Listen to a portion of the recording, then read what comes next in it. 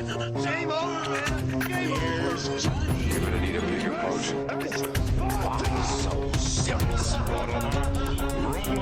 I am Iron Man. This is a tasty burger. Welcome to the In Session Film Podcast. Welcome to this podcast review for October 19th, 2023, and I'm JD Duran. And I'm Brendan Cassidy. Hey, thanks for joining us, everybody, for this conversation, and also a welcome back to one Mr. Cassidy, who is now married. He's no longer single, ladies. My finger's really heavy. Man, It's weird. It's like it's not like I really went anywhere. I just No. did things. You're the one who traveled for Yes, it. I did. Yeah, the last week or so has been quite busy for me. And part of that, over the weekend, last weekend, as we are recording this, I did travel to Philadelphia for a little wedding for Brendan. Yeah, it was beautiful. It was gorgeous. We had a great time. It was the first time I saw Brendan in person in almost 8 years. Forgot how tall you were. Yeah. Stand a little bit above Brendan there. Yeah. But yeah. it was I was great like, oh to my see gosh. you. It's not like looking at a computer screen. I got to look up at you. It's wow. Exactly. Yeah, no, it was a lot of fun, though. It was great to finally meet your lovely bride. Had a great time revisiting some friends as well from Kentucky. Yeah. Yeah, it was wonderful. I really enjoyed it a lot. I'm so glad you made it. I'm so glad you were able to make the trip. That was so heartwarming to see you there in the crowd there. But it really turned out great. I'm still happy. I'm still happy. I showed you this offline, but I'm gonna show it again. Yeah. It's been a week. I'm still trademarking. I don't know if celebrating. for those on YouTube, if you're watching the video here, you can kind of see the In Session Film logo on the glass here. So it's not something I normally like to do during these podcasts, but I just got married, so I feel like I have no choice here. Absolutely, man. You're still celebrating. It's very exciting. And, and the honeymoon hasn't even happened yet. No, that's coming up here very soon. Yeah. Speaking of, though, I do want to say a thank you to Dave Giannini for joining me for the main show this week, episode 556. He was fantastic. He had a lot of fun. I really enjoyed having his energy on the show, talking about Martin Scorsese, which we'll probably revisit in some ways this next week on the main show, which Brendan will be a part of as well. Yep. We'll get to that soon. However, we are not here to talk about Martin Scorsese. We are here to talk about everyone's favorite, Wes Anderson. Instead, we're bringing it back to Wes Anderson. What a year for some of our favorite filmmakers just coming out and making movies again.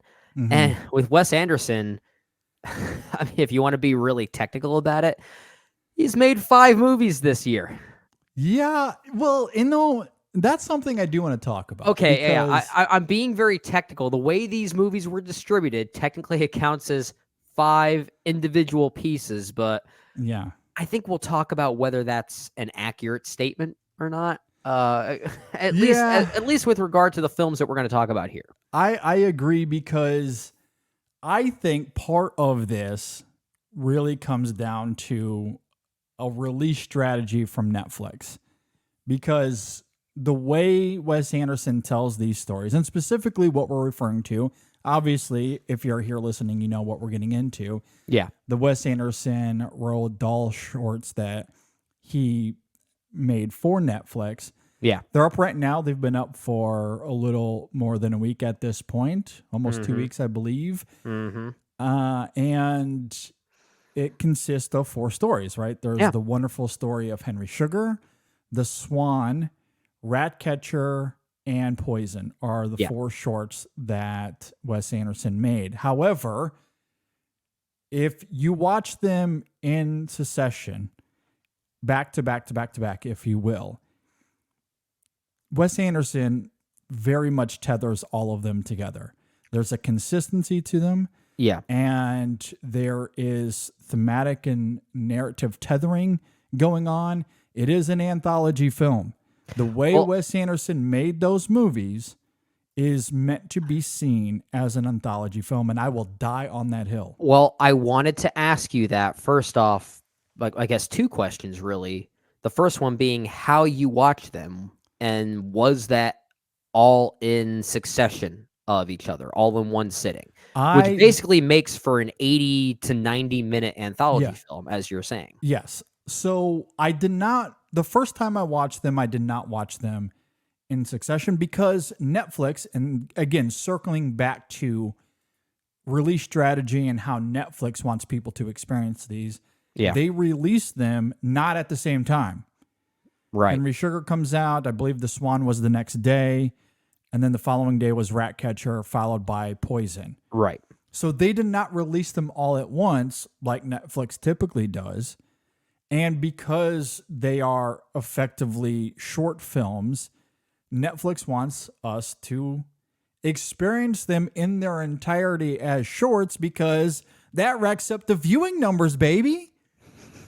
More people are going to watch them in these little attainable chunks than, let's say, a 90-minute anthology film. Okay. A la Buster Scruggs. Okay, now you're stealing my thunder. Why didn't they do that for the Ballad of Buster Scruggs? I think this simply comes down to Netflix wanting to, the greed of wanting those viewing numbers to be as high as possible. Yeah, which is interesting because those individual chapters, if you will, of the Ballad of Buster Scruggs, the Coen Brothers anthology film, also a Netflix original, each of those can function in their own unique, entertaining way. Especially like I forget the name of it. Oh, the Girl Who Got Rattled, the one with Zoe Kazan.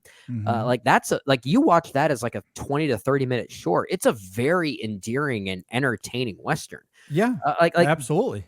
So it perhaps maybe releasing that movie as a full film was Netflix's way of learning that quote unquote lesson to do something different. I think that's exactly what it is. Oh man, because but you know Criterion is just going to release all 4 of these films as a single anthology because that's how they were made.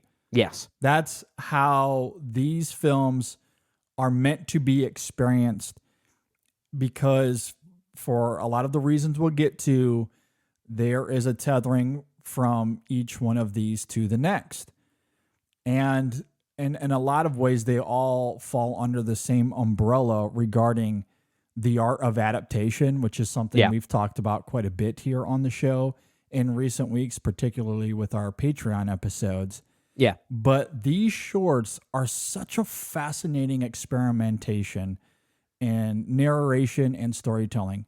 All of the actors address the camera directly, many serving as narrators and characters simultaneously. Yeah. The words, the language here is almost all Dahl's own writing. Yep. Although Anderson did condense them slightly. I'm not an expert on Dahl, but there's something about his writing on these shorts that divinely complement Anderson's dollhouse aesthetic and quirky sensibilities. Oh, yeah. But with this, sorry to cut you off, but this isn't the first time he's adapted Roald Dahl. No. This is not the first time. Yeah, for Fantastic sure, Mr. Fox. Which is represented there as well. Yeah. And it carries over to these shores. But beyond the aesthetic and quirkiness of it all, this is a stunning examination on the art of narration and how a film can be a literal translation, yet be so seductive as a visual story.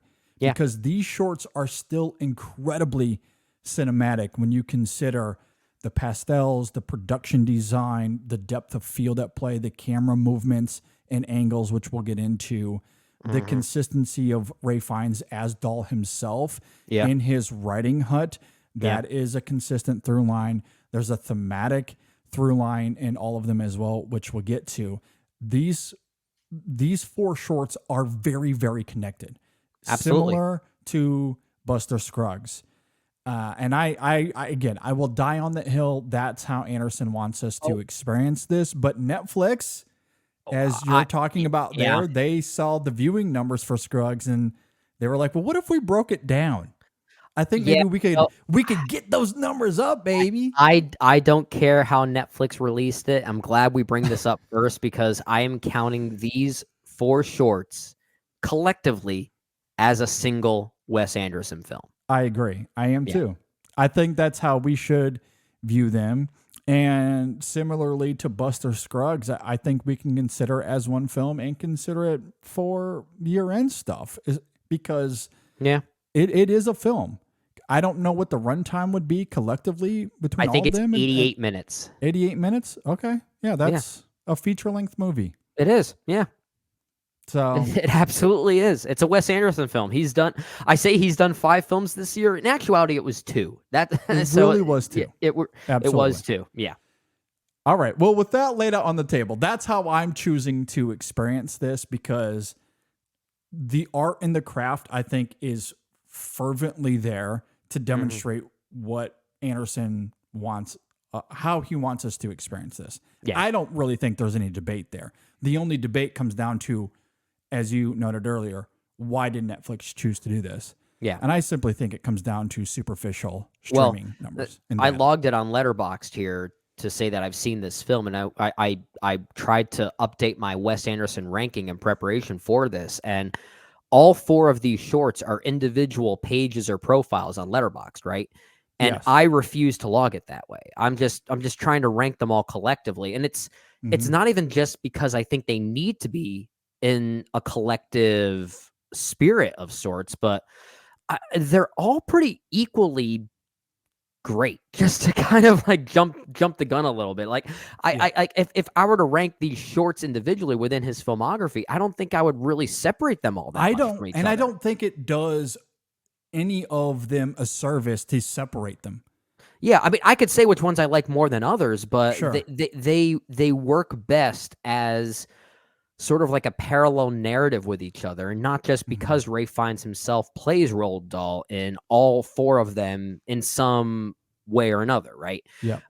But literally from a thematic angle, as we'll talk about, there is a connectivity there that they are meant to be viewed that way. Absolutely. So I think that we should look at them that way. For the sake of this conversation, we definitely will. Perhaps when we get to the end of the year, Brennan and I will talk a little bit more about how we want to, I guess, define it for year-end stuff. But as far as this is considered, though, it is one film. It's an anthology film. That's how I'm going to talk about it. I'm with you. But yes, I'm with you. We will talk about each segment on their own terms as well and what, Anderson is doing. So in that sense, I guess we can talk about them in order of how they were released, starting with the wonderful story of Henry Sugar, with, of course, Ray Fiennes as Roald Dahl and Benedict Cumberbatch as Henry Sugar. But it also features Dev Patel, Ben Kingsley, Richard Ayoade, and Rupert Friend, I believe. Yeah. Is he in that one? I don't think he is. No. He's in the SWAN, and he's in the Ratcatcher. Ratcatcher. Yeah. The other ones, all those other actors are very much there. Yeah. And Henry Sugar, Brendan, what did you think of Henry Sugar? It makes sense that this was the first one that was released. That if Netflix were to do this individual release strategy that they're holding themselves to, because it is kind of the main one, right? In many ways, when this film was, and again, I'm calling it a film because it is an anthology film. When it was announced with the title, The Wonderful Story of Henry Sugar, as if this is the overarching title for this entire anthology series, like right? The Ballad of Buster Scruggs, which was the name of that entire film. But it was also simultaneously the opening short film of that 6 short film anthology film. Exactly. Right? Yeah. So in many ways, that is what this is doing. So of course, it's the longest film of the 4. All of them run about 17 minutes. This one runs about 40 minutes, if I'm not 40, mistaken. 45, something like that. Yeah. And I think it's the right one to release first, because those ideas on narrative and storytelling and what that means for art, I think, is most summed up in this specific segment of the 4. Because we got kind of a like a story within a story within a story in this one. Yes. You have multiple layers happening here. It starts off with Roald Dahl himself, played by Ray Fiennes, telling his own story as a great introductory to the overall, I guess, arc of this entire anthology, which then introduces us to Henry Sugar, played by Benedict Cumberbatch, who is then telling his own story. And within that story is someone telling their own story. So you've got these multiple narrative layers here. And I think it does a great job setting the narrative framework of what's to come with the other features that are all going to roll up into this thing, right? Yes. So I think it's a perfect place setter. And I guess to jump the gun a little bit, of the four, it might be my favorite. And I think it's primarily because of that layering and the fact that it just feels so complete on its own. And I think of all of these actors, I feel like Benedict Cumberbatch really latches on to the Wes Anderson isms the most. He's very good here. Yeah, and we'll talk about him as well in the short film Poison, which closes out these four. But he's a riot to watch in all of these. So I think this is a great start to these four films. I am with you. I love this. I love all four of these. Let me just lay my cards out on the table, maybe pun intended, given this narrative here. I love all four of these, but yes, it's hard to deny Henry Sugar because it is the most rich. It has the most layers to it because it's 45 minutes. It's double the length of all of the others. Yeah. But there's something about it that is so infectious and endearing. As you're talking about, it's this story within a story within a story, and how that evolves, I think, is very sharp and incisive. But circling back to something I said earlier about how all four of these shorts, they unfold maybe more than anything else, the art of adaptation.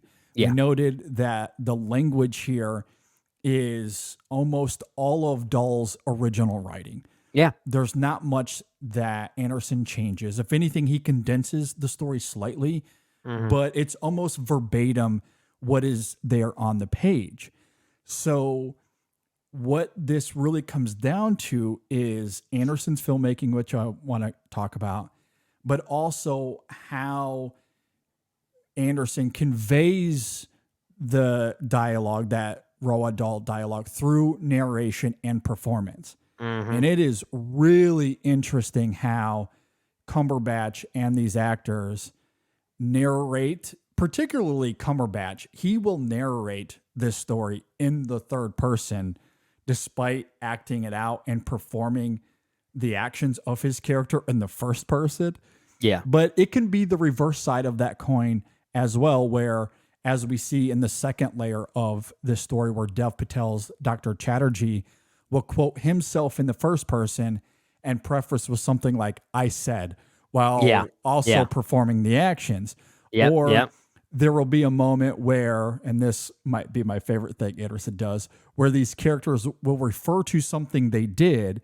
Anderson then will pause for a small beat so the actor can then perform that action. It's this little pause, but adds so much to the moment, I think. There's another component to it where Dr. Chatterjee will refer to something another character says, and again, preface it with something like, "He said," to which then Anderson will either cut to or move the camera slightly to emphasize that character, and we'll hear them repeat the line that was just mentioned by Dr. Chatterjee or whoever the narrator is. For example, as Ben Kingsley's Imdad Khan character leaves the hospital, Dr. Chatterjee notes that Dr. Marshall, played by Richard Ayoade, says, quote, I can't believe it," he said. The camera then slightly pans to Dr. Marshall where he repeats that line, "I can't believe it." And sometimes the tones aren't the same, which is so fascinating as well. In the case of Dr. Chatterjee, he might quote another character with one inflection, while the actual character, such as Dr. Marshall in this instance, he might have a very different inflection in his performance, which is what happens when he says, "I can't believe it." It's not quite the same as Dr. Chatterjee. So again, it's remarkable how Anderson is able to convey Dahl's dialogue through these subtle but textured nuances in these performances, and how it complements the broader storytelling structure. And I love that for Ben Kingsley in the third layer of all of this, he just looks into the camera the entire time. I love that. Yeah. So despite the verbatim language, there's so much here in terms of performance and camera movement that distinguishes itself from just reading the material. What Anderson does here is astonishingly cinematic. It's something only this medium can do. Yeah, and we'll talk about the other shorts that follow this one and how it takes those ideas even further and uses movement and hand gestures to kind of elevate and illustrate those things, right? Yeah. So we'll talk about that later. So that makes Henry Sugar, this specific short, a great stepping stone, a great way to introduce that overall concept and to get the audience in tune with what that narrative approach is going to be. And I do think Benedict Cumberbatch does a great job selling that. You mentioned Dev Patel. He might give my second favorite performance of everyone of this entire cast for all 4 of these shorts. I love him in this as well as Poison, which we'll talk about later. And I think the other thing that I love about opening up with this short and what I love about it in general too is that it basically talks about narrative as this sleight of hand of sorts, right? And that's really the narrative framework of this particular short film. The idea of learning how to see without using your eyes, right? That it's all built on this idea of imagination and what you can internalize and interpret on your own terms. So there is, in a way, a thematic introduction going on here. Yes. And how that works for all 4 of these films. So again, further proof as to why all 4 of these should be watched together. Yeah. And I do think this is the right one to start off with because it does set that framework. I agree. I agree. Honestly, and I know there's been some debate on this, but given the thematic trajectory of the 4 of them, I honestly think, and I will give Netflix credit here, although if I'm going to be thoughtful about it, this was probably Anderson's call. Yeah. Based on the artistic credence and merit of how these stories function one after another. It's the release order, right? It is the release order. I would absolutely watch them in release order because of that thematic trajectory. And it's interesting where this one starts things, as you're talking about. You noted earlier, it's the story within a story within a story. And there's this fascinating circular structure as it does work its way backwards once we get to the deepest layer of it. Yeah. Almost Inception style. I was going to say it's very Nolan-esque. It's very Nolan in that regard. But it's all very connected. Each layer is sharply connected. There's purpose to each chapter. And ultimately, it tells this story of greed and selfishness, particularly with Henry Sugar. Although it's not coming from a place of, let's say, like evil intentions. Not. There's nothing. It's not malice. It's nothing like malice. that. Absolutely. In fact, Dahl, Ray Fiennes as Dahl in that opening, I believe he articulates Henry Sugar as saying something like, a lot of men like him are drifting seaweed. They're not particularly bad men, quote. But they're not good either, I believe is the quote. Yeah. And that does set the foundation very well for what we see with Henry Sugar, as he is perhaps a little self-absorbed with what we come to find about him early on. And then as we find out about this ability to see without seeing, and that's something that Henry Sugar finds out through this book that he's reading, which ultimately leads him to wanting to attempt this trick to see without seeing, thus allowing him to cheat when it comes to something like playing cards and going to the casino and playing blackjack. And he does. That is something that he does. But he quickly realizes there's nothing about it that is fulfilling.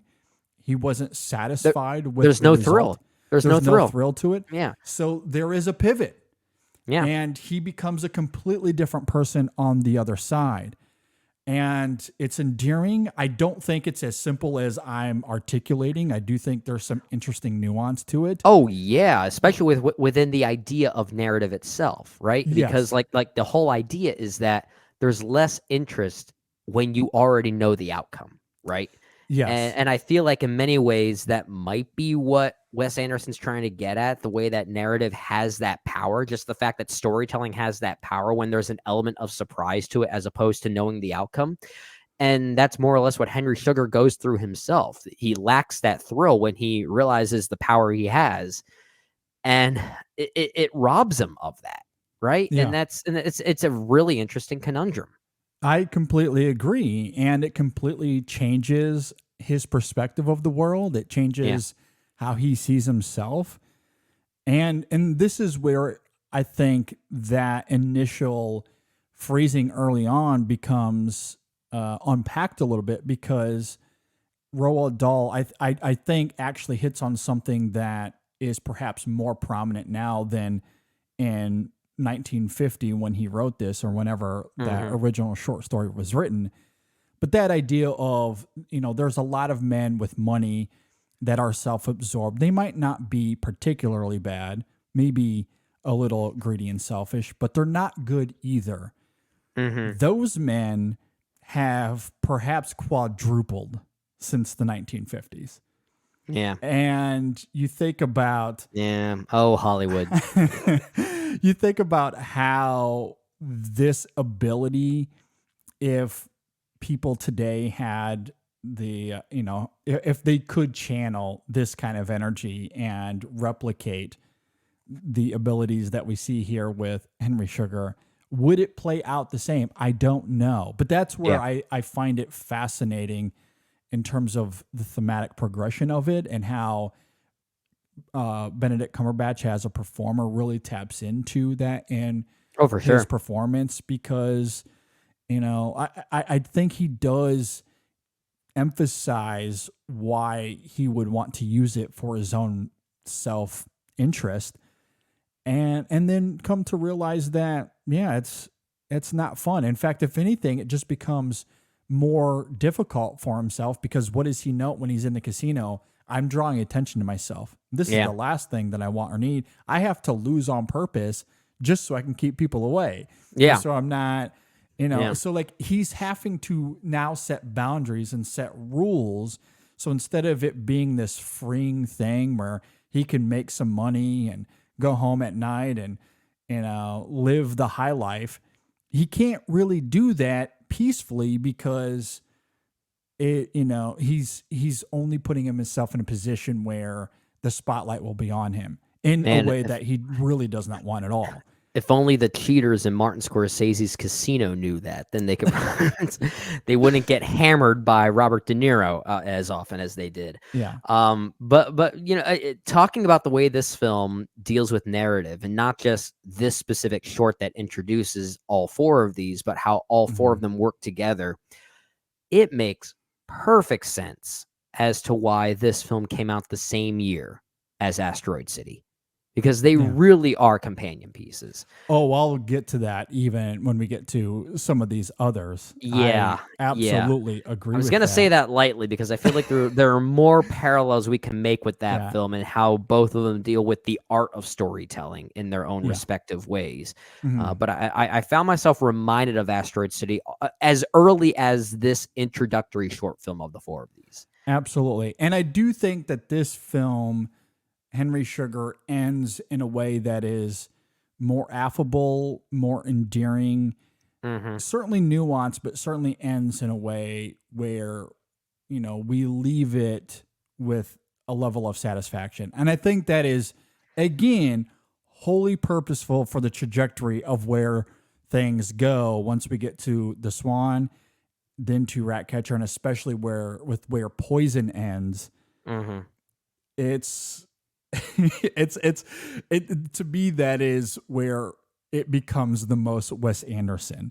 And I love that trajectory. So for it to start here, it's really great. It's rich, it's engrossing, but it does leave you in this, with this level of satisfaction that eventually Anderson subverts. As we get to the next ones. Before we do get to the next ones, though, I want to talk about his filmmaking, because, again, I think so much of the experimentation going on here comes down to the performance and how Anderson channels performance, as I noted earlier. And it's his filmmaking, because the script here is Dahl's own words. Yeah. So how this is depicted is going to be the difference between this essentially functioning as a visual audiobook or it having a level of, the cinematic feeling to it. Yeah. And I think his filmmaking here is really great. The production design is out of bounds. There's staginess to it that is remarkable. You just used the word I was going to use. Yeah. Yeah, it's a masterclass in editing. The editing here is immaculate, and I think there's a lot more to the editing than maybe what is they're seen on the surface. And I think it quintessentially demonstrates that his dollhouse sensibilities aren't just for aesthetic purposes. Everything he does here complements Dahl's writing and these performances. Yeah. And in simple terms, as I noted, it makes these stories cinematic. And that is important because otherwise it's just an audiobook. It's like these short films are meant to function as a defense for his dollhouse aesthetic in many ways. I agree. Kind of like how Asteroid City was. Like I think something we may have mentioned when we talked about that film was how stage play like it is, because that is literally a component to that film's narrative, right? Yeah. And with these 4 shorts, I would have loved to see these on a stage play, and they function like they are on a soundstage. They really do. Yeah. Yeah. And they're like the production design, as you're talking about, as great as it is. And I mean this with praise when I say it this way. It might not sound like that, but I do mean this with a positive sense of praise. There's kind of a cheapness to it here. Like it almost feels a little more incomplete in many ways. Like most of this feels like cardboard sets as opposed to actual sets. But yeah, but these are sets like when you have a cornfield, for instance, that's meant to change scenes into a barn or something like that. The cornfield simply lifts up. Yeah. Like that's the whole point of it. And I kind of like the raw, almost like unfinished tangibility of it all.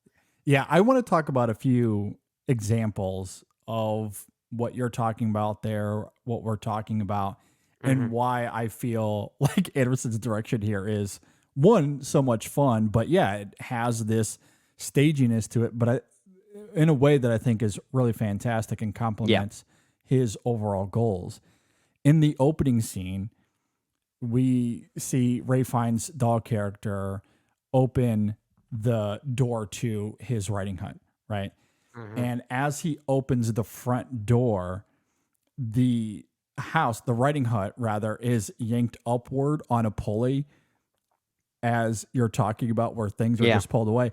While simultaneously, so as the writing hut is pulled up, we see this gated fence roll into the frame in front of Dahl to create a new aesthetic, a new background, all while Ray Fiennes, as Dahl, is continuing to monologue. Yeah, but I love about that too, like Wes Anderson is very deliberate to not mask or hide the imperfections of those scene changes. Like when the fence rolls in, you see the wheels, right? You see, or you at the very least hear them. You see stage hands all throughout all 4 of these shorts. Your stage hands are all over the place, and I love that. So after that moment, the camera then pans to the right, where we get an entirely new scene, which introduces us to Cumberbatch's Henry Sugar character, which I love that transition. Similarly, when he moves into the library, you see an entirely new distinct stage come together from the left, the right, and the top to create this library setting. It's remarkable how Anderson is able to choreograph all of that together so seamlessly as the actors are moving, as the camera is moving, and we're continuing to tell the story. These characters are continuing to monologue while everything is happening around them. It's fantastic. It's great. I also think of Henry Sugar. This is, I guess, in the back half of the film, once he's learned how to do the trick, there's a fun gag to demonstrate the passing of time which then leads to the casino moment we somewhat alluded to earlier. There's a fun overhead shot to help explain how Henry is using his newly found skills. There's also in the middle of all of that, a fake pan to the right, which made me laugh. I love that. And the best part of that whole casino sequence, I think, is how it ends, as the film gives us this false ending. Yeah, one that might seem a little bit more conventional. It's this fun sleight of hand that's not too dissimilar from Henry Sugar himself and what he's doing. Yeah. And all of that leads to what is maybe my favorite visual gag of certainly this film, maybe of all of them, where Henry continues to articulate what the true ending is to his story. Once we get this false ending, he shifts to the real ending. And as he does this, Anderson uses a rear projection to depict Henry walking down the street. It's just so good. It's good. It's hilarious. I love that. The sequence right after is also really great, where Henry begins walking in and out of the frame, inhabiting different characters and accents to, I guess, help. And costume changes, Costume changes. And the camera is stationary the whole time. The editing does a lot of the heavy lifting there. Oh, for sure. But yeah, really you don't great. even think about it. Yeah, and I love the visual of that and how it helps articulate where Henry is in his story and why he's having to make those changes. I also love how Anderson utilizes scale. There's this awesome visual in the second layer of this story, where we see this miniature set of what is the front of this hospital, and there are these children miniatures waiting for Ben Kingsley's character to come out the door. However, it is a miniature set. So once he actually gets to the door, the miniature set actually parts. And what we see is the exact same framing, but it's a bigger stage size version of the front of the hospital. Like, it's incredible how he's able to utilize. Yeah, it's clever. It's clever. It's just so good.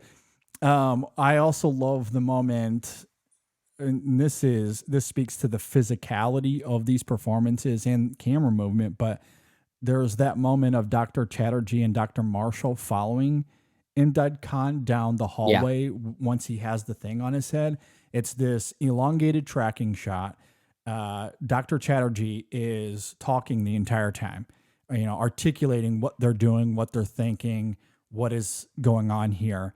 And they're just following him down this corridor out to the front of the hospital. So, like, there's this incredible physicality to the performances, maintaining the dialogue, all while the camera is going. And it's just one of those little tricks that, while the dialogue is verbatim, there's nothing different in terms of translation. But this iteration of Henry Sugar can only be described as cinematic. It's only something this medium can achieve. Yeah. And that is the brilliance of Wes Anderson. Yeah. Yeah. It's almost like his own ethos summed up in his own filmmaking for this. And it's really fascinating. I think this is a great way to start these four films. And like I said, I think it is my favorite of the four. If we're going to jump the gun a little bit, it is my favorite of the four. I agree. Although this next one we're about to get into, I quite love as well. So let's talk about The Swan. This one is narrated by Rupert Friend. What did you think about The Swan? Well, this is the one where I really started to notice, or not really notice, but start to think about the whole play-like aesthetic going on, where it's like, I would love to see this on a stage play. Of the four, it's almost, well, I guess before I talk about this one specifically, I do kind of like how each of these four almost play into individual characteristics of Wes Anderson's filmmaking and what he's able to achieve. The Swan is perhaps the most melancholic of the four. It certainly shows how bullies just downright suck. It's really the moral of this one. But again, like this one and the two we'll talk about as well, they're only 17 minutes, so they don't quite have the same densities that we talked about with Henry Sugar, right? Mm-hmm. But that's okay. That's kind of the point. Like we've set the stage already. We're trying to see new approaches to this narrative framework and this narrative style. And here we're focusing more on the underlying sadness that you can convey with this type of storytelling. And what I love so much about the Swan, and I think of the four, this one does the best job emulating this aspect, and it builds upon the first short of Henry Sugar, is the way it utilizes hand gestures and certain movements to convey things that aren't even there, right? Like this one's a very physical story, but there's not a lot of physicality in it, if that makes sense. Yeah, because a lot of it is told to us. So when we hear about these bullies who are aiming guns at our young central character, very rarely do we ever even see or hear a gun. It's more just like you might have someone just kind of standing there in a gesture as if they're holding something. Yeah. So it gets more into that point about us, utilizing imagination as a portion of narrative storytelling, right? And how powerful that can be. And that's another great expansion on what we were talking about earlier. So it works as a great second piece into this overarching anthology, as a way of building on what narrative storytelling can be. And like I said, I think this one does the best job at emulating sadness and melancholy. And it's mostly because I think Rupert Friend is really good at handling the Wes Anderson isms to tell the story like he does. If I'm going to jump the gun again, of the four, number 2 or number 3, if I were to rank these, it's in that realm. I like the melancholy of it, but there's another one that I just love the filmmaking of so much that I kind of go back and forth on. But it's a very good one for sure.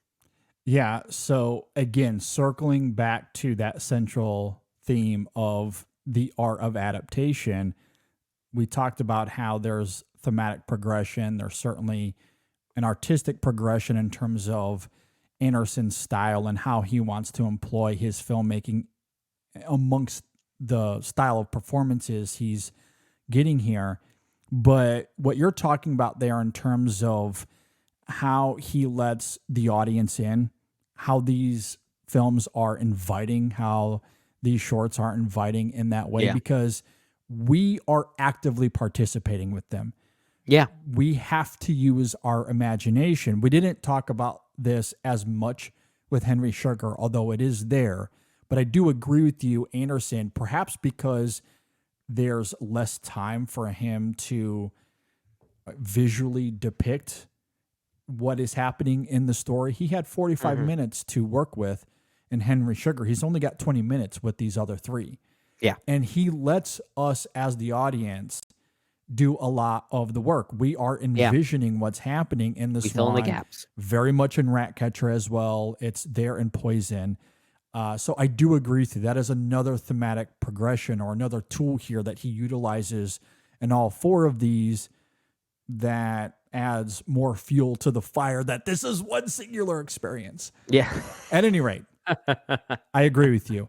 Yes, this is very somber. There is a melancholy to this short that very much moved me. I do think its sadness is articulated beautifully, which is especially impressive because I do think it's equally very funny.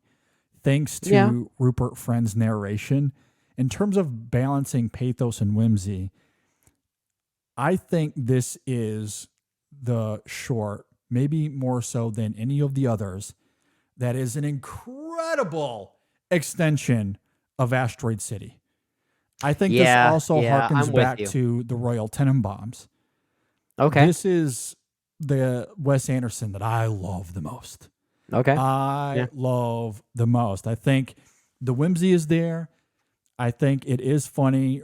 Friend's narration, which I do want to talk about more as we go, but just in terms of evoking humor, there's something he does with his voice here that is really great. And it reminded me of, and for those that are our Patreon members, you'll know this. I've talked about this a lot on Patreon the last few months because I've been going through a lot of audiobooks in the last few months. And the way he narrates here is almost like those that you'll hear in an audiobook. The way he can shift from voice to voice so seamlessly, but also make it distinct so you know that when one character is saying something, it is different from the character who was talking next. Yeah. And when he is voicing these young kids, it's pretty funny. Like it is really funny the way he's able to elicit that childhood playfulness. Even if it's coming from a bully, it is coming from a place of naivete, and that naivete is rooted in a childhood ignorance, I guess, that is still kind of playful. And it's hilarious. Like how he's able to tap into those nuances here, I think is great. It doesn't forego the melancholy. It is very much there for sure. But again, the way he's just able to balance pathos and humor is incredible. In terms of narration, this might be hyperbole. I don't know, Brendan, because again, we're talking about a 20-minute short film. This is some of the best narration I have maybe ever heard. Well, here's why I think you're not too far off in making a hyperbolic statement like that, because of the 4 shorts, and this is where I have to give this one a lot of credit, this is the one that most functions like a one-man show, right? Yeah. You look at each, so all 4 of these are not just individual pages on Letterboxd like we talked about earlier, but they're also individual profiles on IMDb. And if you look at the cast list for this one, the SWAN on IMDb, I mean, aside from Ralph Fiennes, who once again plays Roald Dahl, but he barely, not to say he barely counts, because his presence is so crucial to how all 4 of these function together. Especially this one. Yeah. But the way he comes in is sort of disconnected from the central narrative that we're presented with, right? Aside from Rupert Friend, all we have are, you maybe have a couple children here, one of them playing the main subject of Peter Watson, who the narrator is... Asa Jennings plays young Peter Watson here. Yeah, but the rest of these actors here, they're all credited as stagehand. That's all they're credited as. So even the 2 central bullies are never even seen. No. They're spoken through, right? Exactly. So the fact that this is a one-man show proves how crucial that narration that you're talking about is. And that's fantastic. Why, like, as much as I love what Benedict Cumberbatch and Dev Patel are able to convey as far as the Wes Anderson isms that they're able to convey, and they have more to do because of not just the Henry Sugar short that we talked about, but also with Poison. There's so much that they can take advantage of there. I think Rupert Friend in The Swan gives the individual best performance of all 4 of these in this one here. Yeah, well, and that's why I equate it to an audiobook. Because he really is the only character here. Now, Asa Jennings, I do think, is an important aspect to this story from a visual perspective. Yeah, he's the cipher in many ways. Absolutely. And I do want to talk about Ralph Fiennes, but Rupert Friend is doing all of the heavy lifting from a character perspective. Yeah. He's the one that is articulating the overall arcing story.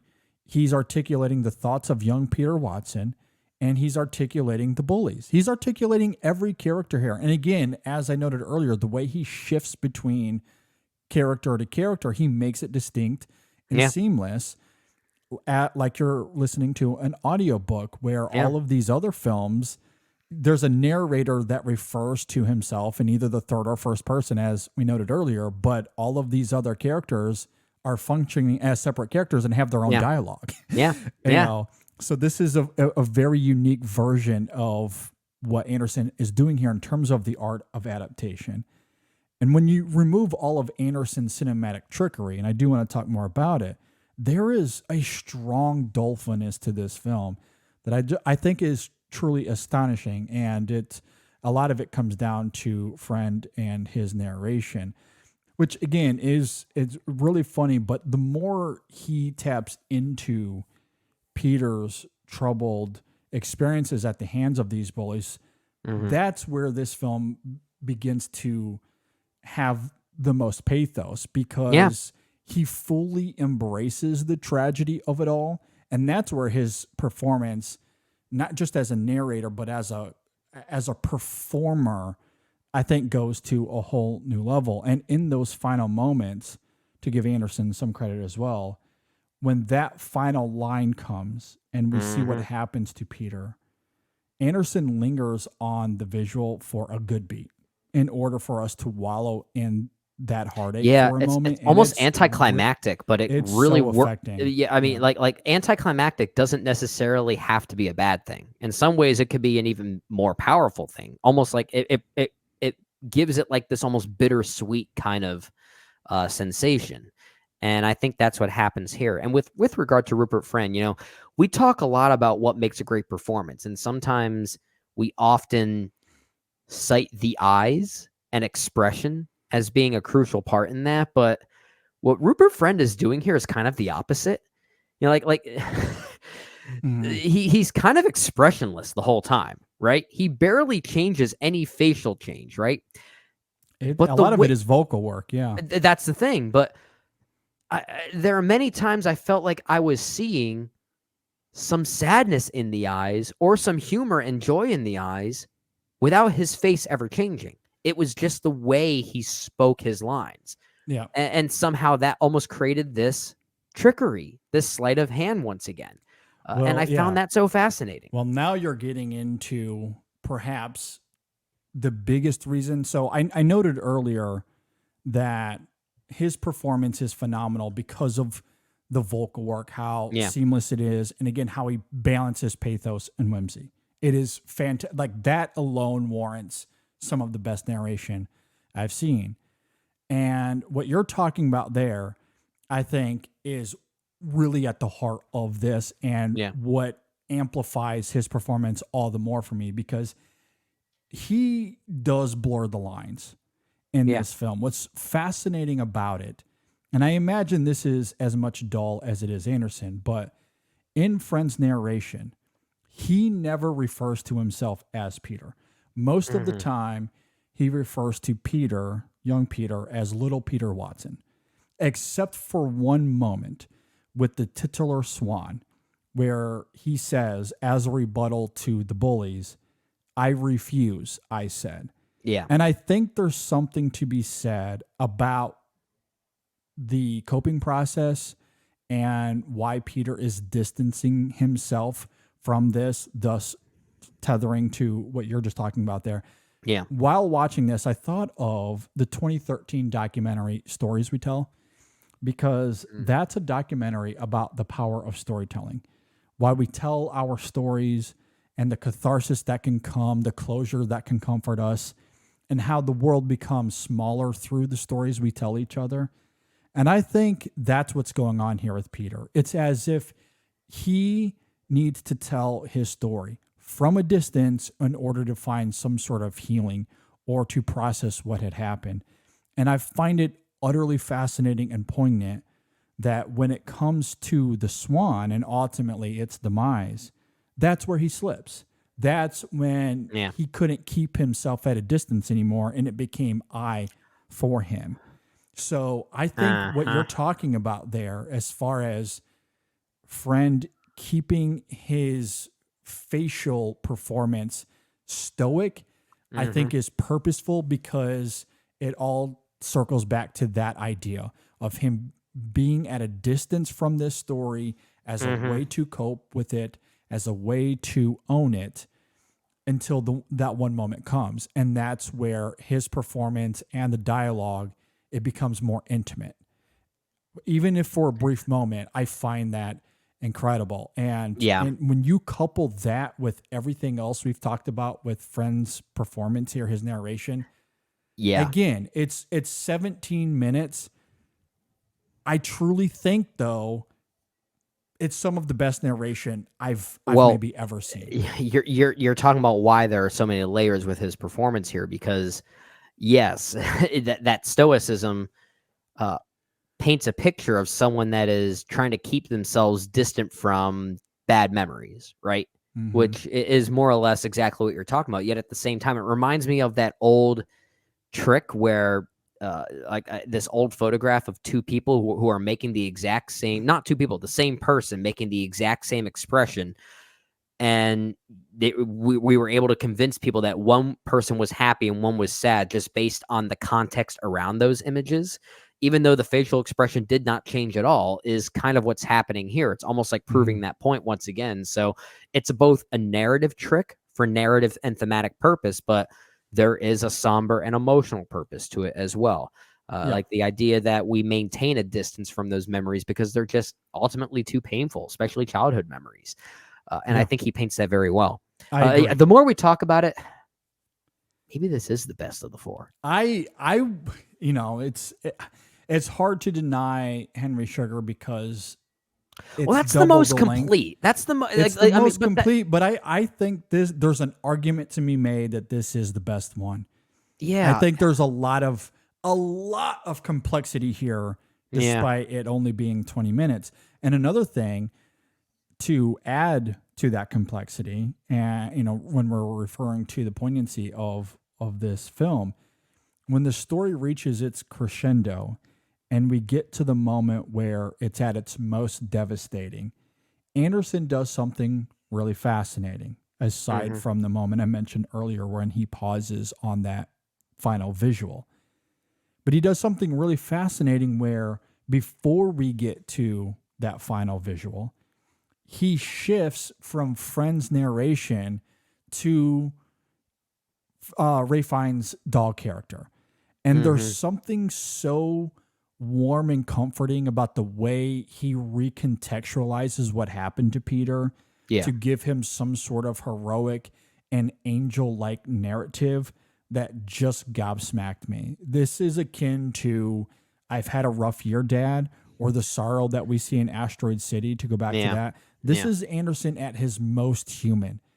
When we come to realize what happened, and as soon as we have that epiphany, it cuts to black and we go to Dahl. There's a little bit of a beat before he starts conveying dialogue there, but again, the way he recontextualizes it and articulates Peter as this hero, as someone who did not give up. He did not give in to his bullies. I think is incredible. Absolutely incredible. Again, it's so warm and comforting, and how he's able to take tragedy and almost give it triumph. Astonishing. It's a tricky balancing act there, which is why I think the almost anticlimactic nature of that final shot is so powerful, because it somehow balances both tones simultaneously. Like it is somehow weirdly triumphant as it is tragic. It's like both equally without one really overtaking the other. So this is the best one. It's the best. I think it is. The more we talk about it, I think I'm gonna probably have to consider Rupert Friend for Best Supporting Actor when it comes to honestly Section Film Awards. I'm gonna have to. That's partially why I wanted to at least evoke that question earlier, because he's so good. It truly is some of the best narration I've seen, and as a performer, on screen visually, I think it is absolutely astonishing. It's incredible. And before we move on to Ratcatcher, I also want to talk about Anderson's direction here a little bit, because, again, the camera movement is just wildly inventive, or at least intuitive here. I love the tracking shots, the forward and backward movement within the field. I think is great. There's one moment of choreography that I love where little Peter gets a pair of glasses in the background. And again, we see the stagehand come into the frame. I love that. Glasses. I love that. And while Fred's narrator is still talking, but as soon as he gets the glasses, the two of them walk forward through the field and the camera backtracks with them. I just love that moment of choreography. I thought that was awesome. Yeah. Again, like the subtle pans in this. For example, there's a moment where we see Rupert Friend again narrating what's happening between little Peter Watson and these bullies. And there comes the moment with the SWAN, and the camera simply pans a little bit to the left where Friend is out of the frame, and we get these binoculars that show us what the swan is, but really all that is a matte painting. Like that's all all that's happening there. But like the camera goes back and forth between the painting and the actual the production design, the set of this cornfield or this wheat field or wherever they're at. I just love that little trickery there. Earlier you talked about how there's a lot of hand movement or physicality to the performance to invoke something that is happening. A lot of gestures, not really people there. holding, to sense like that you're imagining that they have something in their hands, even though they have literally nothing there. Yeah. So another moment, maybe the most visceral moment for me, was the train moment, where the language is evoking this sense of urgency. Something awful's about to happen. This train is coming. We never see the train. Like it's all in the sound design of the moment. It's in the language in Dahl's writing. Yeah. And again, in Friend's performance, how he's able to evoke this sense of urgency, this trepidation and fear, all without us never experiencing the train at all. He's just laying on train. Weirdly makes it more thrilling. Like at that moment, I thought I would have loved to see this in the big screen. Yeah, it's just fantastic. Yeah, it's very cinematic. Absolutely. The camera angles in this short is really fantastic. So, and again, to articulate what we've been saying, those things aren't there just for fun. Perhaps there is a diverting effect, but they serve the film. They serve the scenes and moments in which Anderson is employing them. And that's the difference.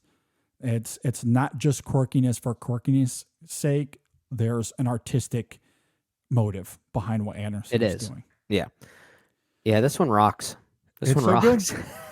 Yeah, I mean, I think there's an argument to be made. It's the best of them. It really is. It's amazing when you can come into a conversation with an opinion, and a certain conversation that you might have with someone else can sway you a little bit. That's the beauty of film. That's the beauty of film criticism, right? We do it. Because I came into this saying, the Swan is probably my number 2, maybe my number 3, but most likely my number 2. But after this conversation, it's like, it's maybe my number 1.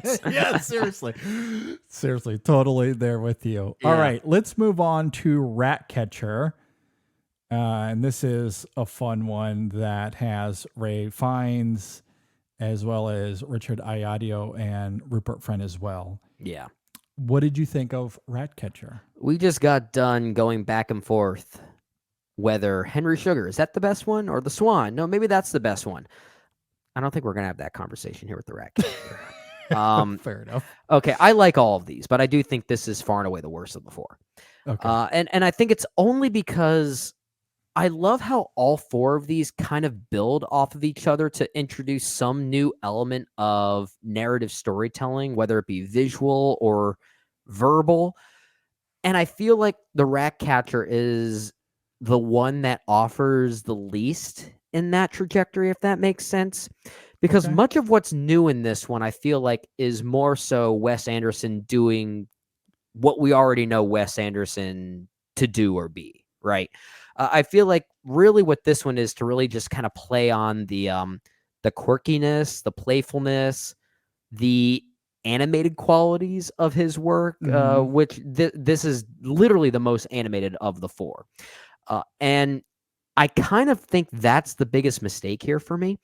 It is so I guess for a little context, this involves Ralph Fiennes playing a rat catcher, not just Roald Dahl, but he's also playing a literal rat catcher here, and he behaves like a rat, like he has the mannerisms of a rat, and he's trying to catch this rat that's sort of trapped himself within this auto shop setting, right?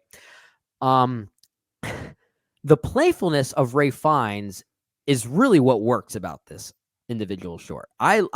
He literally eats it up. I love it. Absolutely love it.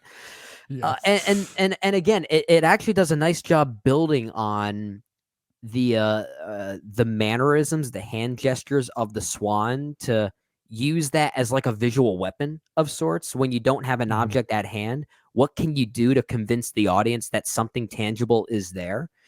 Something practical is there. And I think this one does some really interesting things, or at least Ralph Fiennes does some really interesting things to illustrate that. Which is why when Wes Anderson himself gets into the literal stop motion animation side of this, it kind of defeats the argument for me. I don't think it needed it. I really don't think it needed it. And I think that's the one moment of all four of these where I thought, okay, you overstepped what you needed to do, Wes. I don't. It's the one moment where I was kind of taken out of it. But if there is any redeeming quality here, it's the literal rat-like nature of Ralph Fiennes, not just in his mannerisms, but also the costume design of that character, the teeth especially. And, the idea that when you're hunting an enemy, you sometimes have to be or know your enemy to a very literal T, right? And that's embodied in that, perspective there. So, yeah, this is not my favorite of the four, but from a performative standpoint, at least from Ralph Fiennes, I think it's really interesting. Yeah, I'm with you in the sense that it might be. I think I can say confidently it's my least favorite of the four, but I still really like it. It's odd, it's surreal, it's extremely peculiar and very funny. Anderson isn't shy when it comes to animal cruelty, and that renders this film a little unsettling in places. Sure. But you're right. Ralph Fiennes' Peter Pettigrew impersonation had me mesmerized. I was floored by that. Okay, I did not think of that, but now I can't unsee that. And how coincidental. It's so good. Peter Pettigrew was his first-hand man in those movies, too. He was. And now he grew into Peter Pettigrew. Oh, he went from a literal snake to a rat. Exactly. There's almost this sinister quality to him, but he's equally magnetic. He's diverting. And as you're talking about, he acts and behaves like a rat. He knows exactly when to ratchet up the fun, but he also knows when to be mysterious and brooding, especially when things get more creepy at the end. And I love it. He's so great here. Yeah. I think Richard Ayoade's narrator is fantastic. He's also very funny. There's some wonderful moments of self-awareness here, particularly when he is maybe disgusted or curious as to what the Rat Man is going to do, but he can't help himself. He has to indulge in it all at the same time. Oh yeah, the sense of curiosity here is definitely fun. Yeah, it's really great. I know, and when it comes to the stop motion, I might have to disagree with you a little bit for a couple of reasons. Okay, one, when you consider the symbolic nature of the Rat Man, and that's his name here. Okay, he has no character name. Yeah, he has no human name. At least we should say no, but he's human enough that we're able to see and identify his humanistic features, his attributes. He is a man, but he's rat enough that we see that he's slowly evolving into that. The stop motion, I think, is important because what we see with the rat in stop motion, yes, it is a staple of Anderson, and maybe that adds to the fun here. But more than that, it is symbolic of the Rat Man becoming fully embodied as the rat, because more than anything else, more than the stop motion, what the stop motion rat is doing more than anything, it is voicing the Rat Man's dialogue. That's what it's doing. So it is invoking the Rat Man, but now he is fully visualized as a rat. He has completely devolved into being a rat. And maybe that is a little slight or obvious or on the nose, and I can certainly agree with that criticism, or at least I can acknowledge it. However, that transformation, I think, has a broader connective tissue to the themes between the four, which I want to talk about at the very end of this conversation. Okay. So I do think it is important in that vein. I also think it connects well to that rat showdown that we get between Claude, played by Rupert Friend, and the Rat Man, where it is there's this bet that's taking place between the two of them. And again, gotta love Anderson's filmmaking here, because one of the stagehands comes into the frame to give Claude some rat teeth, which I think is really funny. It certainly adds to the gamesmanship of this bet. And it's also interesting how it's framed because you have Claude on the left side of the frame, the Rat Man on the right side of the frame, and Ayoade's narrator is in the middle like a boxing ref, like a wrestling referee. Yeah. Kind of, narrating this showdown that's about to happen. And I love how it is depicted, how this moment of darkness is depicted, because it is the closest we've seen with Anderson to a horror film. You have these unique camera angles. It's unsettling. You see these close-ups that almost evoke like something out of a vampire movie almost, except the features are more rat, but it is sickly. It's dark and horror-esque, which is something you don't really expect from Wes Anderson. And that kind of stuff I find fascinating. So while it is my least favorite, I still think there's a lot of Andersonian sensibilities to this that are appropriate. I love that word. Thank you. That makes sense here. And also are something we've never really seen. It's subverted in a way that I think is fascinating. So a couple things. You mentioned a word that I'm kind of surprised you used this early. You mentioned the word horror, or the genre of horror. And I was going to use that word later for another short that we haven't talked about yet. So that's at least a little interesting there, but I kind of see what you're going for, because there's almost like a very blood-sucking vampire-like nature to this one. So maybe there's a horror-like aesthetic to this one that I can certainly agree with. And I can see your point about utilizing stop-motion animation as almost to suggest the perspective of the Rat Man himself coming to life, right? And I can kind of sense that as well. So I think that's a very fair argument.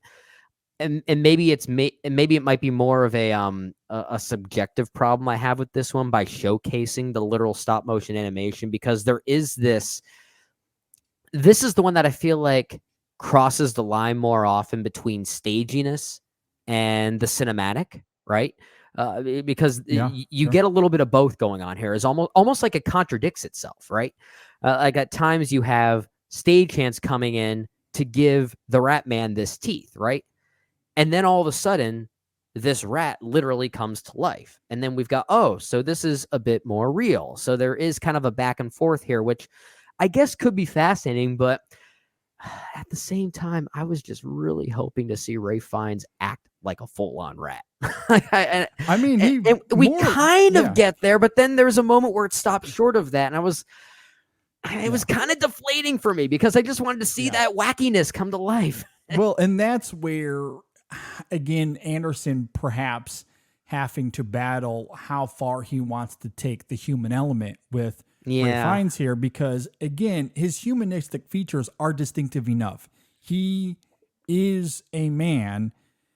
So if you're going to offer up that symbolism in a different way, are you going to put him in a rat costume? Are you going to CGI it? That doesn't seem like I would love to just see a really cheap looking cardboard rat costume on him. Like I hate to say, I would have preferred that over what we got. I really would have. I mean, I could see that being alluring, but also stop motion is Wes Anderson's staple, so I don't really. But we already know that. That's the thing. Like we are. Like I think part of what's so fascinating about these 4 short films is how they're not just utilizing tropes of Wes's already, but they're trying to expand on them, right? Especially when we talk about Poison, which we haven't got to yet. It's almost like him trying to challenge himself a little bit by taking on different tactics that he's not normally associated with. Yeah. So to see him do stop motion again, to me, it almost felt like, we've been here before, Wes. We know you can do this. Yeah. So it's like, does this add anything to the trajectory of what you're trying to challenge yourself as? And maybe it doesn't, but I do think it's still effective, because I don't think it's stop motion for the sake of it. I think partially it's born out of how else do we evoke him as fully being a rat without using CGI or getting a cheap costume, and maybe that's where you go. But I understand why he does it that way. But primarily, it is there to show us that he's devolved into this by showing us that, like, because the main point of it is that he's voicing the dialogue of the Rat Man. Mm-hmm. That's what it's there first and foremost. And then to speak to what you're saying, I will also give him credit because it is brief. The stop motion here is really only no, you're right. You're 10 right. seconds, maybe 15 yeah, seconds. You're right. It is voices, very, very small. It voices some dialogue of the Rat Man, and then to what you're saying as far as him challenging himself or subverting, immediately we transition from that stop motion to the actual showdown where we get these Dutch angles or these very unique angles on Claude and the Rat Man in this showdown that are more daunting and foreboding, something out of a horror film that, where we get these extreme close-ups and you see the pointed teeth and, the hair sticking out of the ears and they're sickly looking and it's all dark around them. Yeah. It reminds me of, like those old school vampire movies that were much more practical than, something we get, today. Yeah. And that is Anderson challenging himself because that's not something we've really seen him do. That's fair. And so that to me, I think is where it gets fascinating. And then you couple that with how he's sifting through the Rat Man from a symbolic perspective as it relates to the overarching story here, because what's interesting about the Rat Man to me is this duality, I guess, about him. Is he obtuse or is he smart? I think maybe a little bit of both. Is he good or is he bad? I feel like it is a little bit of both. He's willing to be gruesome for the sake of a single shilling, which, okay, I mean, not exactly smart, maybe a little bit childish, but it's also very clear that he knows a lot about rats and how they behave. The film isn't thematically profound, but it's still this interesting examination on how people are consumed by the things they're obsessed with. In this case, the Rat Man becoming a rat himself, as we're talking about, and not just physically, but with his actions. He and I like that part of himself as highly intelligent, and to a degree he is, but he's also an outcast that people are afraid of. And in execution, I just love how weird that is here, how surreal that is. Well, and while this might not be the most thematically dense of the four shorts here, I do like how all four of them have some idea about narrative, or especially cinematic narrative, movies, right? Or performative narrative, like whatever it might be, plays, stage plays, television, audiobooks, movies, whatever it might be. There's some aspect of that in all of these. And if there is something new being offered here in that same, I guess, classification, this might be the most about acting, right? Like where the Rat Man himself is kind of a bit of a method actor, where he's kind of playing this literal part. Yeah, and you could certainly make that argument for sure. Yeah, so they're like what we've talked about before with the Swan and Henry Sugar. It's about storytelling. So in some ways it's about script writing, or narrative, voiceover, like the way you convey those ideas. And here it's about performance. So maybe there is a little bit of intrigue happening here that is kind of cool. And I didn't really think about that until we started talking about that further. Yeah, I didn't really consider that either, but I do think you make a really great point. If we do want to consider performance, it certainly evokes some of the absurdity that we hear when it comes to something like method acting, for sure. Daniel Day-Lewis would love this one. Yeah, no doubt about it. I also think that it might be a slight consideration on violence toward rats, because I think of the moment where, and I somewhat alluded to this earlier, where Ayadi's narrator character is intrigued by the idea of this rat dying at the hands of the Rat Man. but he's not beside himself because the rat will die.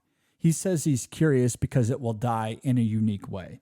So perhaps there's a small moral there about how violence is employed, especially when we're talking about rats and how that tethers to people's fear and, I don't know, maybe misunderstanding of those creatures.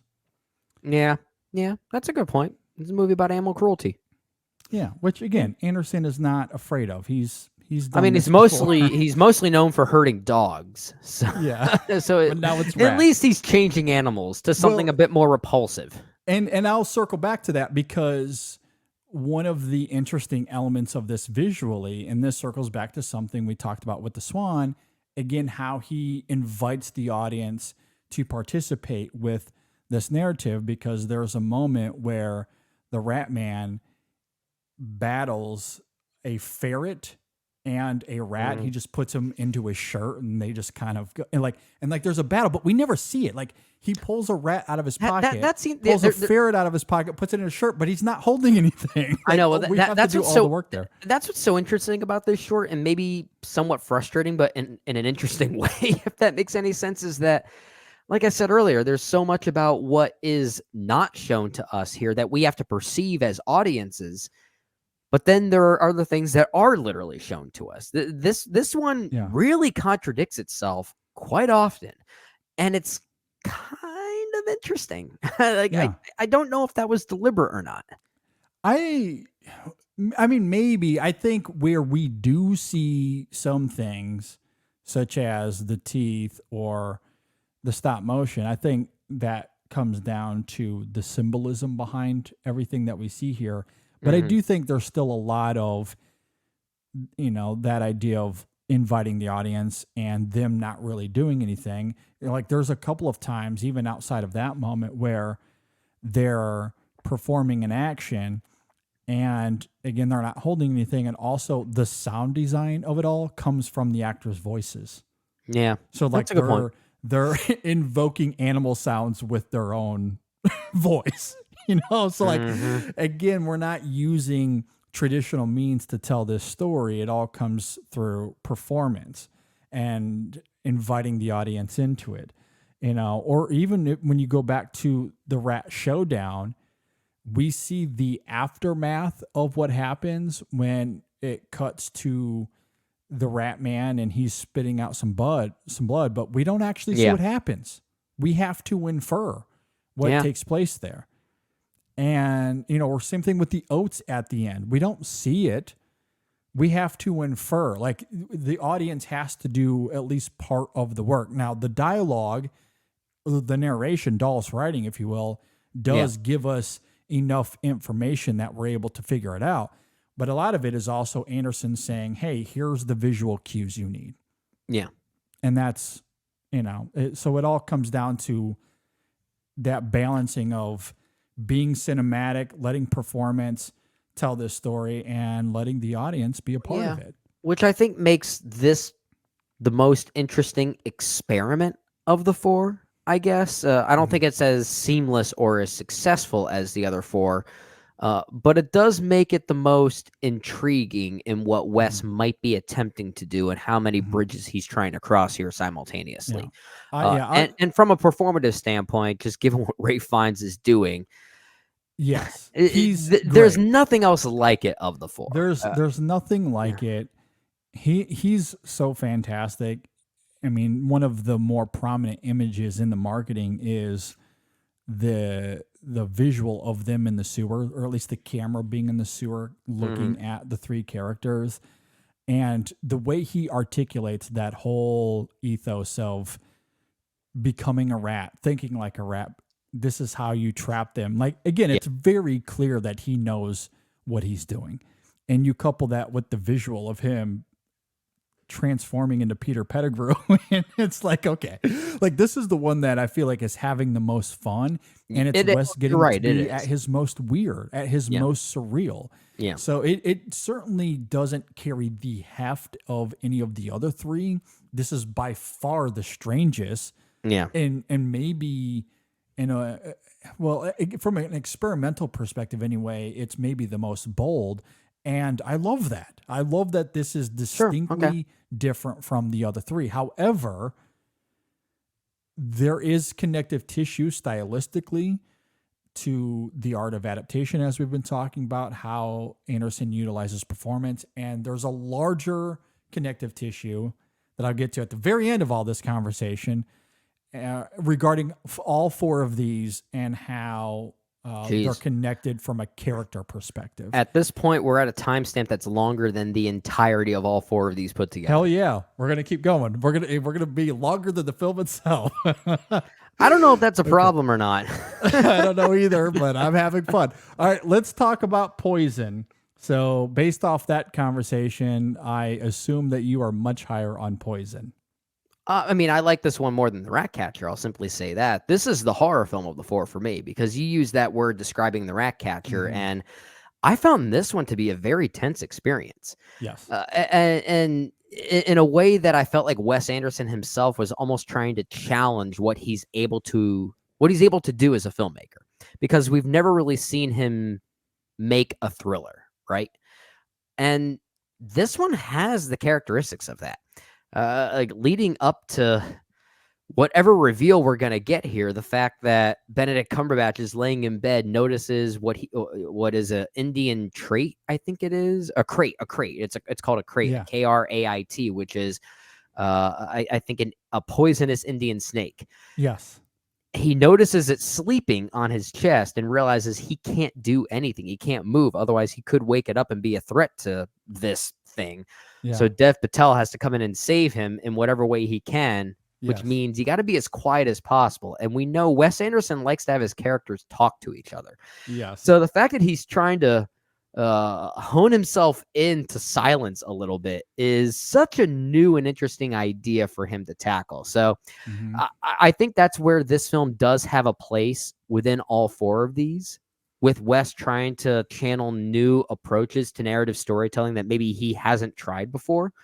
And that's where I think this one is very effective and very thrilling. Again, kind of like The Ratcatcher, I don't know if it's as dense as, let's say, the Swan or as the first segment, Henry Sugar.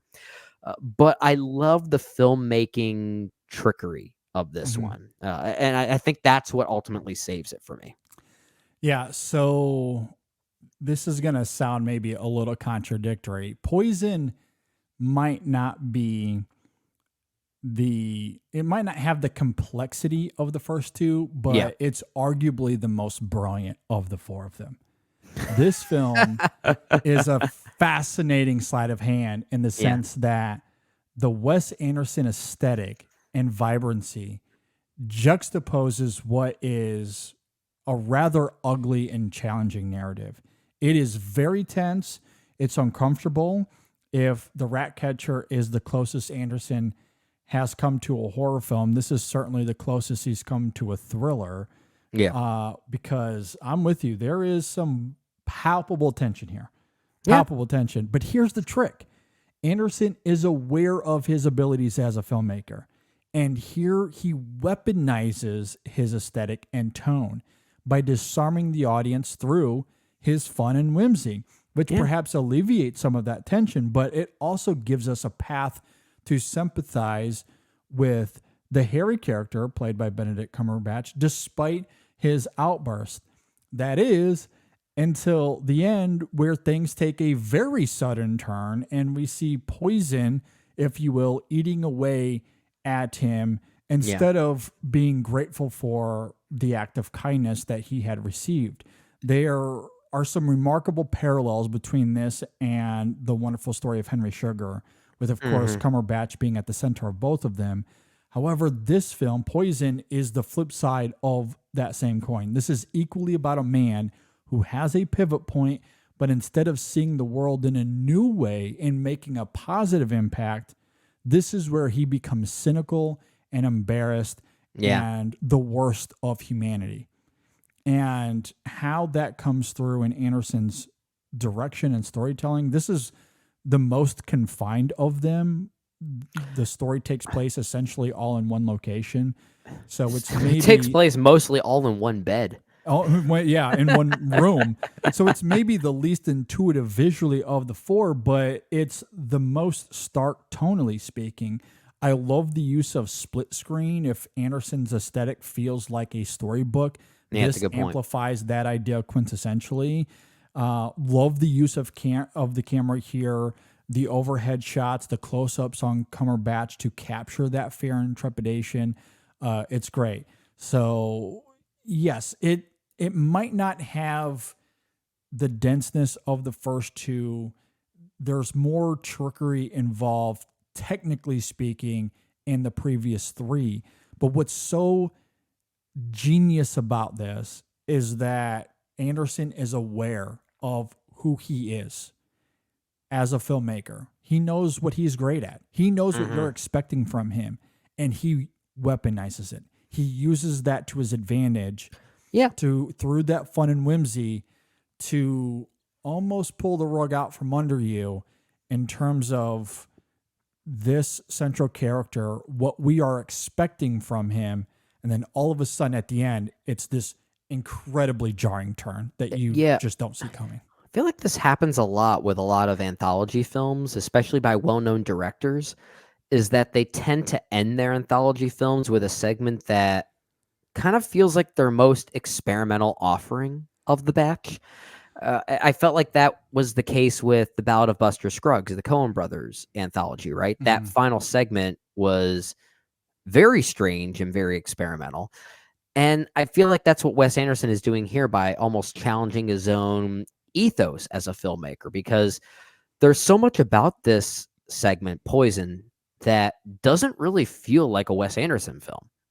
And I mean that as a compliment. It's certainly there. The Wes Anderson isms are there, but I mean this one has a few jump scares. It does. Yeah. And they're not traditional jump scares, but like the way he plays with tension is something we've never seen Wes Anderson do before. And I often say that filmmakers tackling genre that are sort of out of their wheelhouse, that's usually when we see the most refreshing versions of those genre films. Yeah. It's kind of like when Wes Anderson first made Fantastic Mr. Fox. We've never really seen him make a kid's film, right? And that made for a very refreshing version of that. And that same year was when Spike Jonze did Where the Wild Things Are. Yeah. Not really a kid's film, but a kid's adjacent film, certainly very different from, let's say, Adaptation or Being John Malkovich. Sure. But I love when filmmakers do that. And this segment is kind of Wes's version of that within this anthology, which is what I appreciate about it so much. Absolutely. Because you don't expect him to, one, get as political as he does. I don't see Wes's films as overtly political. This one is. Yeah. And given tensions in our country right now, it maybe makes it all the more poignant. But there's, of course, the historical context at play here as well. And I do want to talk about that reveal at the end and why I think Anderson's storytelling here is really great. It also connects to that larger connective tissue I want to get to here in a moment. So I guess spoiler alert for Poison, but it's 17 minutes. It's on Netflix. Go watch it. But there comes that moment where they have to pull the sheet back to see if the snake is there. Is it sleeping? Earlier, they tried chloroform, I believe it was, to put it to sleep. Yeah. So they're anticipating that the snake is going to be asleep, and so they pull the sheets back. Harry freaks out, he stands up, and we come to realize there was never any snake there. There's no snake. He's just but he's freaking out and goes on to spit out some horribly racist language toward Dr. Ganderby, played wonderfully here by Ben Kingsley, right? Ben Kingsley, yes. Thank you. And of course, it speaks to English colonialism, and maybe on its own terms, it's a little too obvious in one note, but as a collection of shorts, as an entire anthology film, and as we've been talking about, that's how this should be talked about. That's how we're going to classify it anyway. Because if you do, as an anthology film, I love how this complements and contrasts the others, especially Henry Sugar. And I do think there's a subtle pathos here because, yes, the racist language is disturbing, but more than that, what's interesting is the irony that Harry has to put his trust, his life, into the hands of two individuals that he very clearly sees as inferior. Yeah. A dichotomy that you think would perhaps give him a new perspective that would render a Henry Sugar, but it doesn't. Yeah. And how does it end with the Woods character, played by Dev Patel, telling Dr. Ganderby that he's sorry? And Dr. Ganderby replies with, "You can't be." A line that I think carries a lot of weight. One that has some strong pathos to it. And it's interesting because I think there's a quick cut to Fiennes' Dahl character back to Woods, and that's how it ends. Like it ends in this very disturbing, hefty note that to me is indicative of this more mature, more aware Wes Anderson that is continuing to evolve and experiment. This, like the rest of these four, are only something he could do right now. I don't know if he could have pulled this off 20 years ago. As much as I love the Royal Tenenbaums, it's an all-timer. Yeah. But this is a filmmaker that is maturing before our eyes, that is becoming more aware of what his sensibilities are and utilizing that to create something new and provocative. And I love it. And I feel like the only time we've ever seen Wes Anderson get this political before is maybe with Isle of Dogs, I guess. Yeah, that's a great point. That is more overtly political. Yeah. I mean, obviously from a different perspective. That For one sure. focusing more on the Japanese, obviously, and our relationship to that culture specifically. But here, you're right that there is a political undertone here. Dare I say an almost racist undertone here that is really provocative, because at first I was trying to look at these shorts functioning together as a form of cinematic language and cinematic interpretation and narrative storytelling, like I keep going back to. And this one perhaps showcases the most power of, or the most around the power of imagination, right? That this man just kind of, he may have just simply dreamt this devastating situation he found himself in, and that's all it took. But there is definitely a deliberate choice by Anderson to cast this film the way he does, and to showcase on the perspective that he chooses.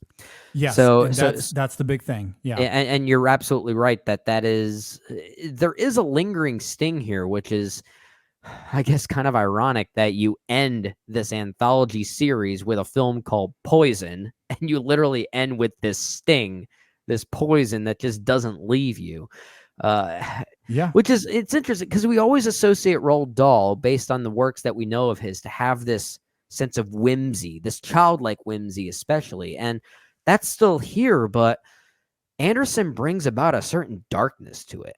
That may have existed in the in the short that this was based on. I don't know, because I haven't read the text on page to know for sure.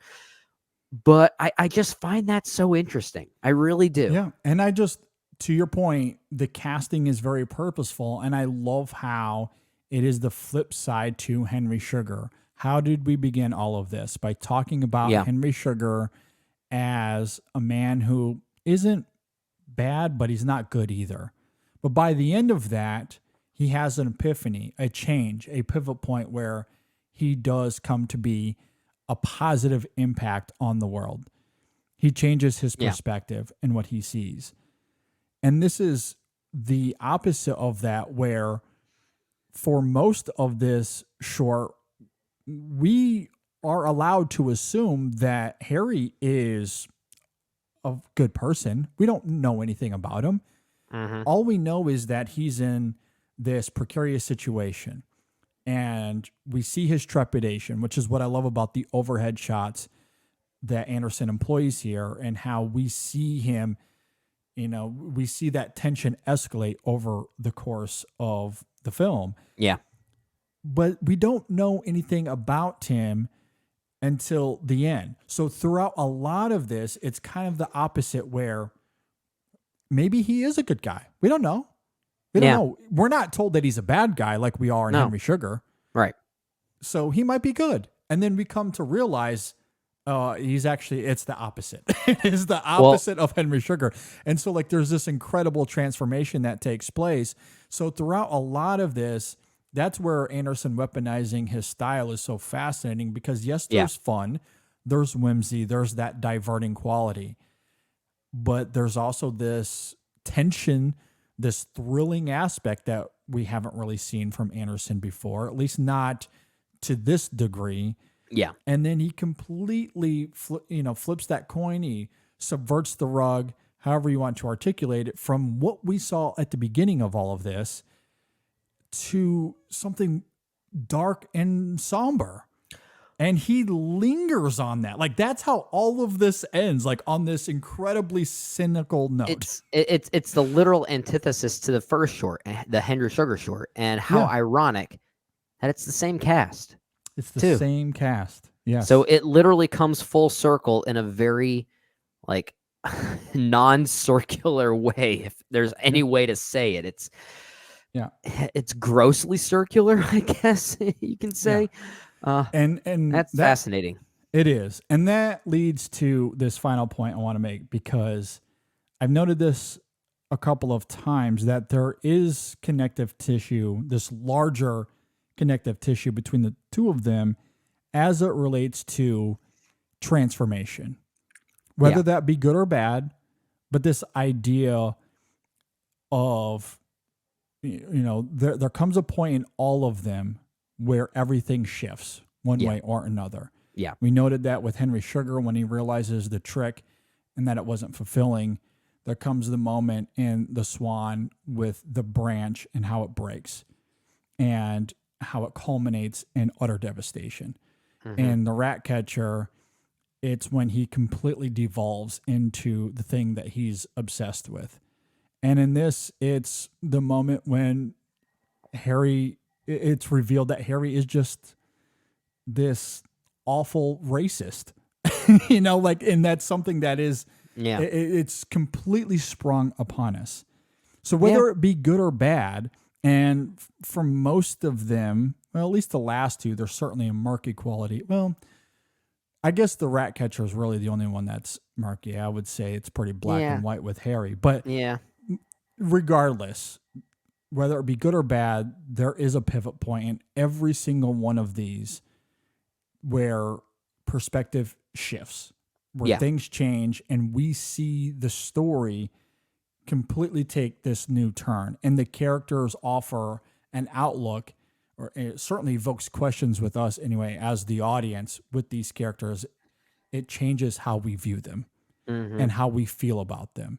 Yeah. And how that comes through, not just in Dahl's writing, which of course is elegant and fantastic, but the cinematic nature of it all, how Anderson evokes that visually and with these performers. I think all four of those perspective shifts carry some sort of doleful weight that I think is remarkable here. So how long until we get the Criterion release for all of these as one film? I don't know, but I hope sooner rather than later. Well, it's going to happen, and it'll be one film, and I hope it is.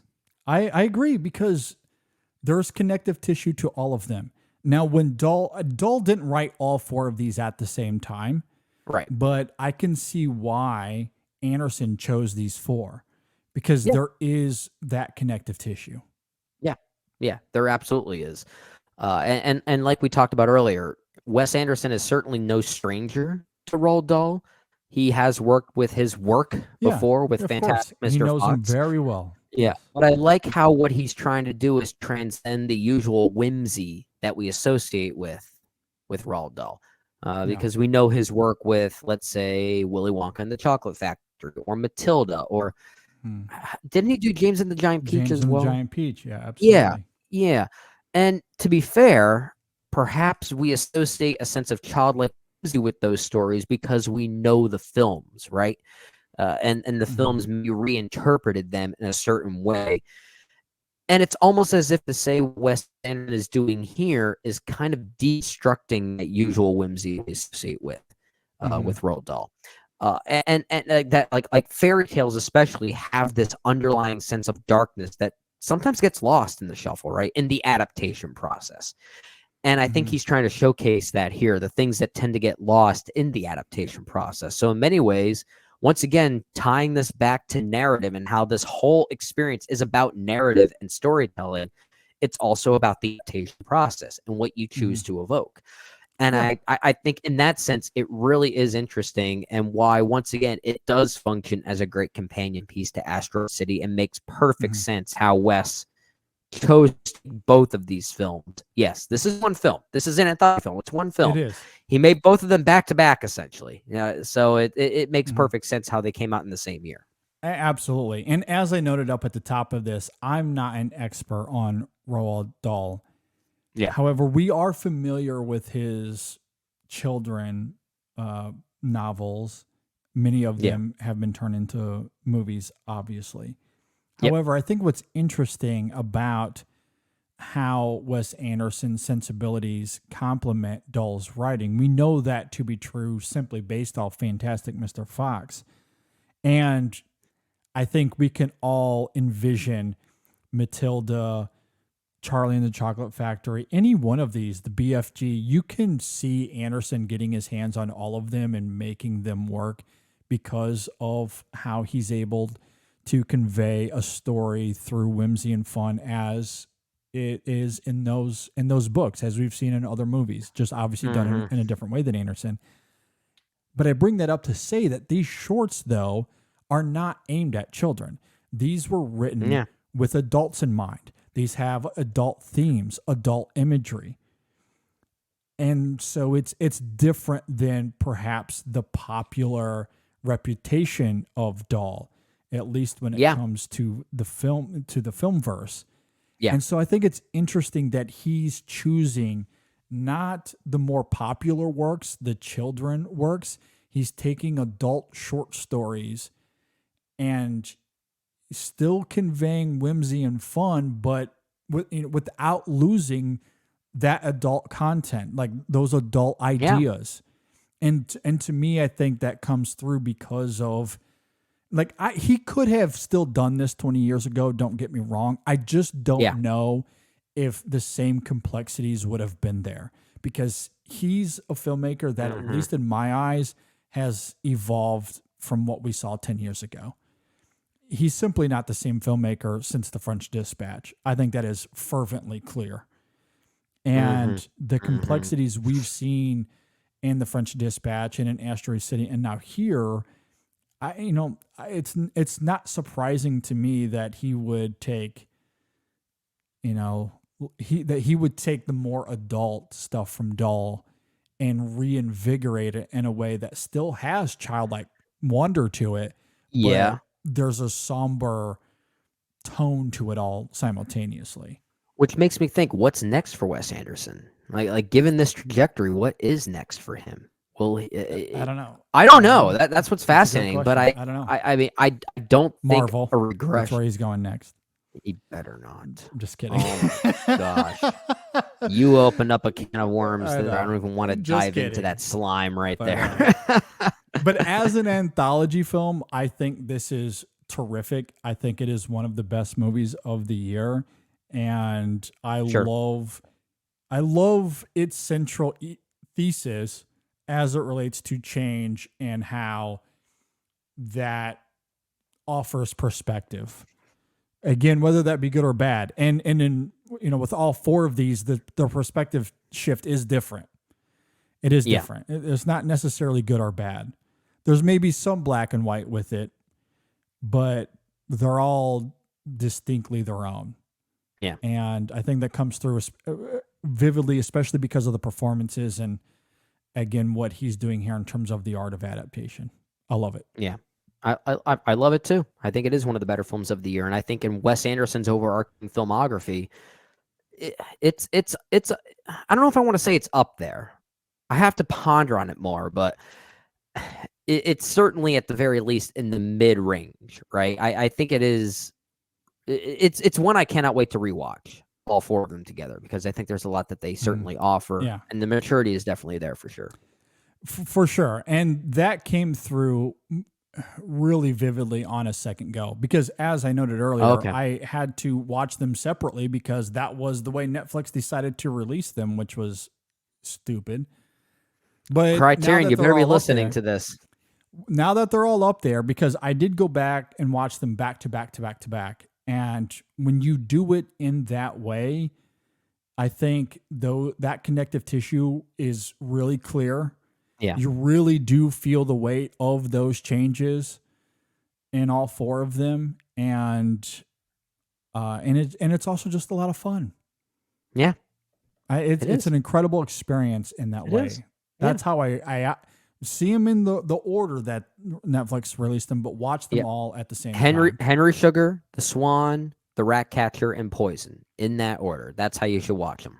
Absolutely. I think that is exactly how Anderson intended it to be. I don't know if that's true, but that's how it feels to me. It feels like it. Yeah, we can only hypothesize.